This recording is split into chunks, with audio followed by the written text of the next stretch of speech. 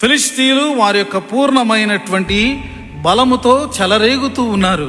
ఇశ్రాయేలీయులు అణిగిపోయి అవమానాన్ని పొంది అపజయాన్ని పొందినటువంటి వారుగా ఇశ్రాయేలీయులు ఉన్నారు. That was the condition. దేవుని జనము అని ఇశ్రాయేలీయులు గొప్పలు చెప్పుకుంటే కాదండి.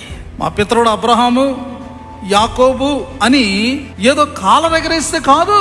ఆ దేవుడు సజీవుడైన దేవుడు, విధేయతను కోరే దేవుడు, పవిత్రతను కోరే దేవుడు, తన ఆజ్ఞలను శిరసా వహించాలని ఆయన మరి అధికారాన్ని చూపేటటువంటి దేవుడు. ఆ విషయాన్ని మనం మర్చిపోకూడదు. ఇశ్రాయేలీయులు ఈ విషయాలని గొప్పలు పోతూ వారు మాత్రం ఆయనకు అనుగుణంగా నడుచుకునేటటువంటి వారుగా లేకుండా సకల విధములైనటువంటి అపవిత్రత, విగ్రహారాధన, అన్య ఆచారాలు వాళ్ళు ఆచరిస్తూ ఇక్కడికి వచ్చి భజన చేస్తున్నారు దేవుడు గొప్పోడని.